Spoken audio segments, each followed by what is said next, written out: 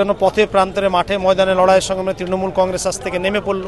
মাননীয় মুখ্যমন্ত্রী মমতা বন্দ্যোপাধ্যায়, যিনি সংখ্যালঘুদের বিশ্বাসের আমানত, তিনি বলেছেন আমি জীবিত থাকতে, দেহে শ্বাস থাকতে, রক্ত থাকতে আমরা ওয়াকফ বিল এখানে লাগু হতে দিব না। যেমন মুখ্যমন্ত্রী মমতা বন্দ্যোপাধ্যায়ের নির্দেশে গত 30শে নভেম্বর তৃণমূল সংখ্যালঘু সেলের চেয়ারম্যান তথা ইটাহারের বিধায়ক মোশাররফ হোসেনের নেতৃত্বে ওয়াকফ বিল বিরোধী সভায় হাজার হাজার মানুষের উপস্থিতি ছিল চোখে পড়ার মতো।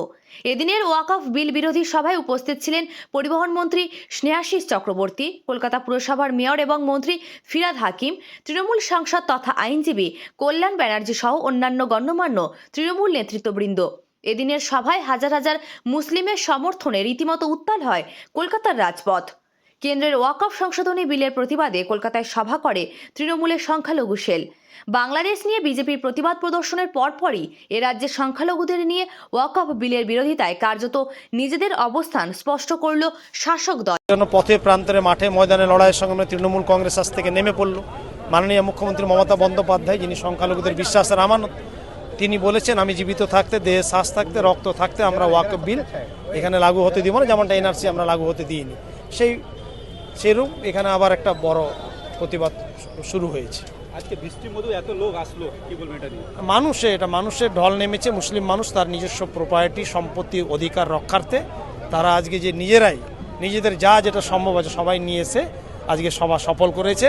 অতীতের সমস্ত সভাকে ছাপিয়ে রানী রাসমন্ডি একেবারে চৌরঙ্গি রোড পর্যন্ত এই 3টে রোড পরিপূর্ণ হওয়ার পরে লোক এদিক ওদিকও থেকেছে, ঢুকতে আর পারেনি। কারণ আমরা অবাক, মানুষজনকে আমরা ধন্যবাদ জানাচ্ছি। মাননীয় মুখ্যমন্ত্রীর নামের নেতৃত্বে এই সভা আয়োজিত হয়েছিল।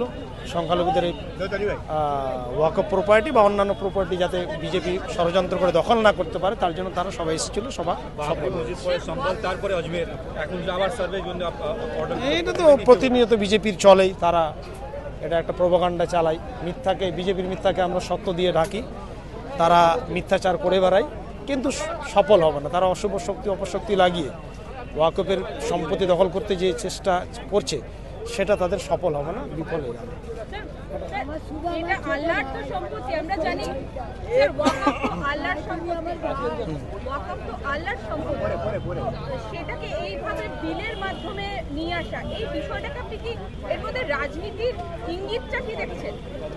রাজনীতি তো আছে, এটা পরিষ্কার। আর এটা তো আপনারা জানেন, বিজেপি তো মন্দির মসজিদ কবরস্থান শ্মশান এগুলো করে বেড়াই।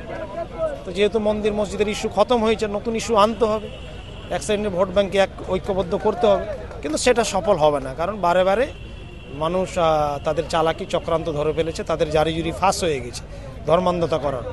বাংলার মানুষ ধর্মান্ধ নয়, ধর্মপ্রাণ। সুতরাং তারা এই যে চালাকি ফাঁস হয়ে গেছে, সেই জন্য তাদেরকে মানুষ এখন বিদায় দিবে। বিদায় নেওয়ার বিজেপির পালা, মানে সেভ এক্সিট বিজেপিকে নিতে হবে, সময় থাকতে বিদায় নিতে হবে।